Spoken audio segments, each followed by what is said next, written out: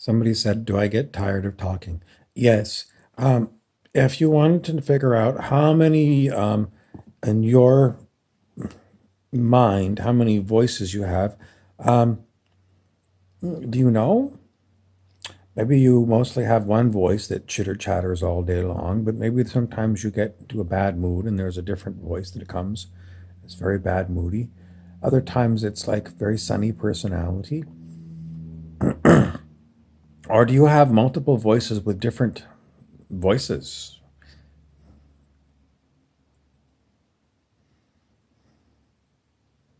How many voices are actually in your mind, and how many of them come out to the front and talk?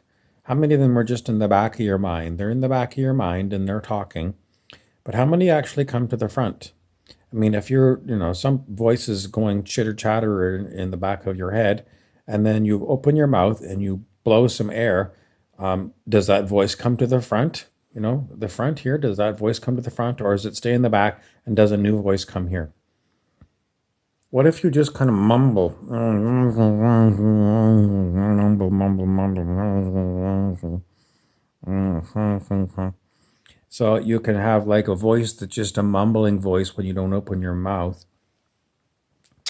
What does it all mean? Who are these voices? Well, they're personalities. Are they you? Um, this is the most difficult question because typically spiritual teachers say you are the silent witness that listens to all of these voices that go on in your head, and the one that speaks using your voice box when you open your mouth and use air. So are they you? No, they're not you. So the voice you're hearing through this body is not the body, it's a voice that's talking through the body. So what exactly is the voice? Some people say it's, belongs to the mind, it arises in the mind. But what is the mind? It's just like an endless stream of buzzwords, but they never really give you you can't hit the target, you can't hit the bullseye.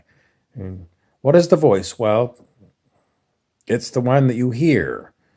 What is it saying? Well, where does it get its information from? Well, it might be from a book it read, or maybe it doesn't know where it's coming from. It's just talking and the words are just coming.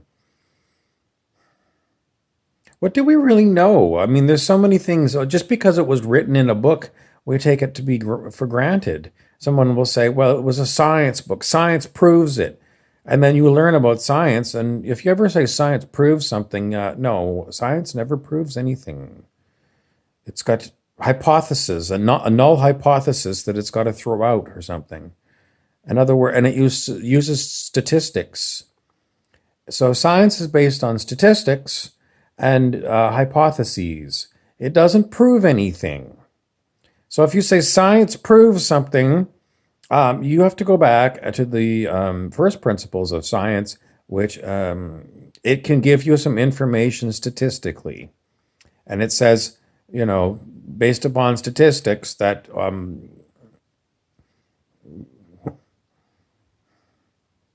it's going to rain or something.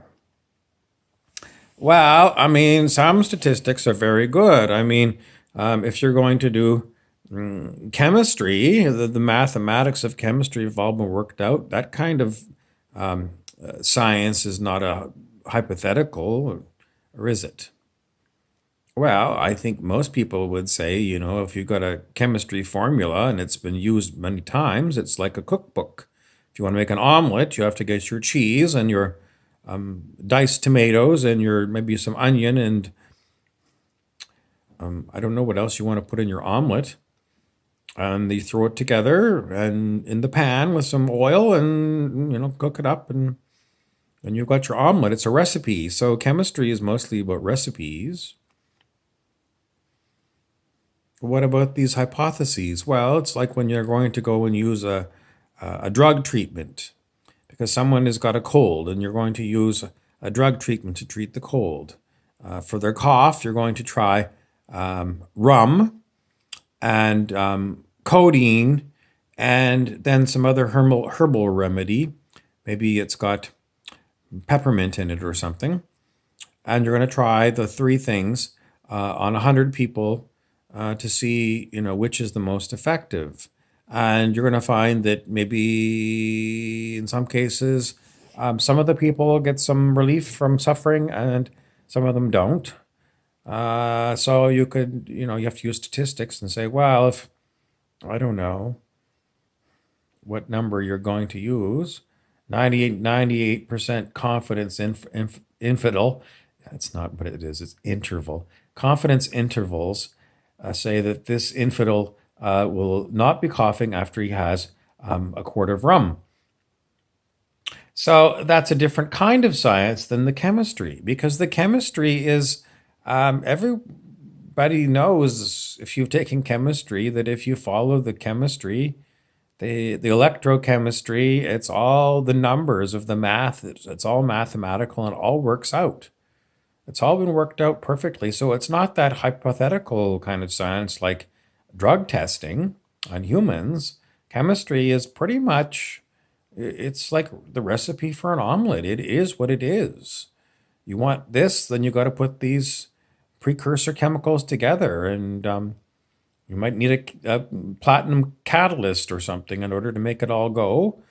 Or biochemistry, you might need enzymes. Enzymes are like a platinum catalyst in inorganic chemistry. You got enzymes, and maybe you got the enzyme from a liver, and the enzyme, you put that in there, and then it's going to go eat up a bunch of proteins. That's quite amazing. But if you don't have the enzyme, then the biochemistry won't work. What is the enzyme? Well, it's some kind of a protein itself. So it's a protein that works on other proteins. Who invented it? I don't know. We got it from living things. Can you make a biological enzyme from non-biological materials? In other words, could you take a bunch of chemical precursors and run them through a platinum catalyst and come up with something that you could be used for biochemistry? That is a good question. I don't know. I'm going to go look it up. Hold on.